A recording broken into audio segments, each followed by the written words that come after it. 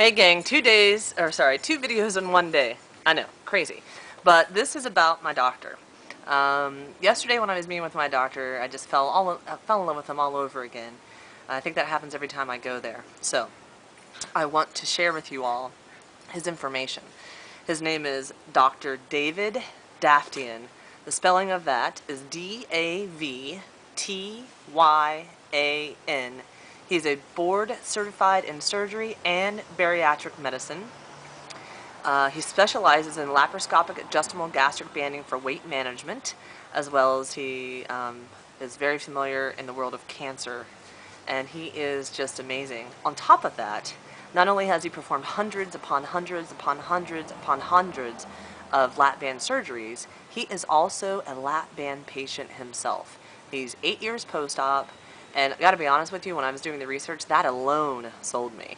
And then I got to meet him, and conversing with him and listening to him and hearing him talk about, the number of years. I mean, he studied in Europe, went to UCLA. He studied in Europe with some of the first gastric band doctors ever. This is a passion for him. This is his life. He's affected by it as well, being a patient. He has enough patience to do research on various different things and looks at the results and analyzes them and shares them. And one of the things we talked about yesterday is people who overeat, even with the lap band. And he basically had a little bottle of saline, which literally is about the size of this card height-wise and maybe a little bit wider. And he said you should eat your meal should consist of one of these. This is what your lap band can actually hold. Every once in a while, you might double that, right? If you double it every once in a while, it's probably okay. But if you increase that by 3, and you're eating that much food on a regular basis, it's going to cause a problem, right? Before the lap band, if you would eat so much food, you'd become extremely full, your stomach would stretch, you could feel the discomfort, but oftentimes we would keep on eating, and that's going to make us, feel fat and bloated and tired and want to take a nap. Well, the lap band, right, we make a new little stoma, which is about the size of an acorn, guys. When your old stomach, you could eat the size of a football. So when you eat with your new acorn stomach, as big as it should allowed to get is the size of a lemon, right? I don't have any lemons here to show you, but you all know what the size of a lemon is. So, the receptors in our body are there with the lap band, just like before surgery, but now it's even more distinguished, more discomfort to say, hey, you're full, and that signal goes to your brain. Well, if we're not eating slow, we're not eating mindfully, we're not chewing everything up, and we're not putting our fork down, it's real easy to overeat, even with the lap band. And there was a patient who had had the band for several years, I think 3 or 4, I'm not exactly sure, had lost 75 pounds and started to see the weight slow. And ends up that the person had, even though they had lost weight, they would overeat way too often, even with the lap band. And with the lap band, as that stomach stretches from overeating, the receptors that say that we're full don't work as well or stop working, right? So you end up with this stretched out band, I'm sorry, not stretched out band, but stretched out stomach, which is not good for the wear and tear on the band, and it's not really good for your progression in weight loss. So he ended up doing surgery on the patient and giving her a new band because what she had was a bit outdated, and reshaping her, small stomach again, so she's back on track. But he doesn't want that to happen to everybody. He doesn't want that to happen to me, and I don't want it to happen to you, so I'm sharing it. So check that out. The other thing we talked about was fluoro, because so many people have their fills done on fluoro.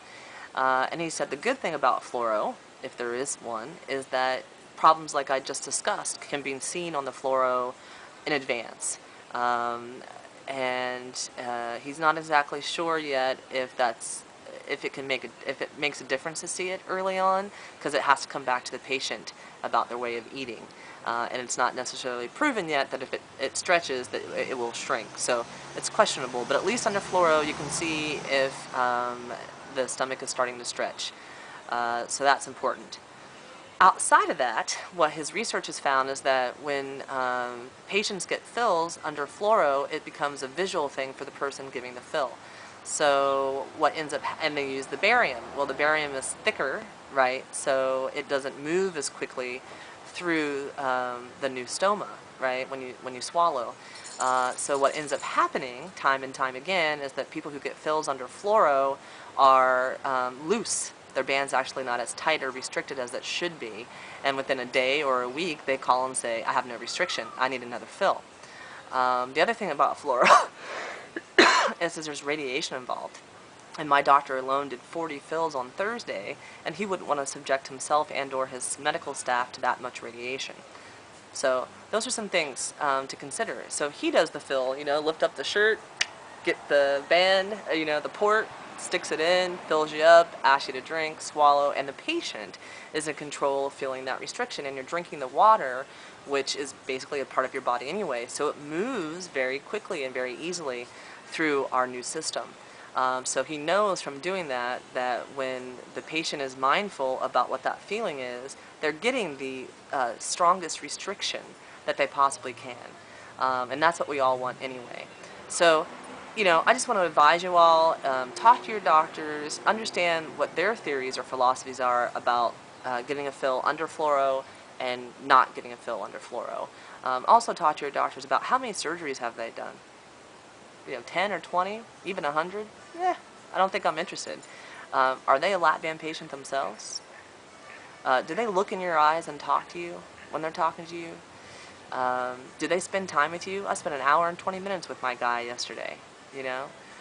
So those are some things I really want you guys to consider if you're pre-band and considering the surgery. So here's the other thing. Call Dr. Davtyan's office. If you live in Southern California and you're considering this surgery, you need to meet this man, okay? He's got an office in Cedars-Sinai. He's got an office in Glendale. The phone number is 818-546-1500. You can also call 310-652-1777. On top of that, their website is www.lapbandla.com. lapbandla.com. This guy is amazing. I love him, love him, love him, love him. And I love saying that about my doctor. And his staff is pretty cool too. So give him a call. Let him know that Banded Wendy from YouTube said you could get a free consultation. And let me know if you decide to go for the consultation. It'd be cool. I'd like to keep in touch with you and get your feedback and see what you think about him. So anyway, that's my spiel for saying I love my doctor, and I think you should all check him out if you're in Southern California. It's the best thing you can do for yourself is to meet this man. So anyway, there you go. Have a great one. Take care. Bye.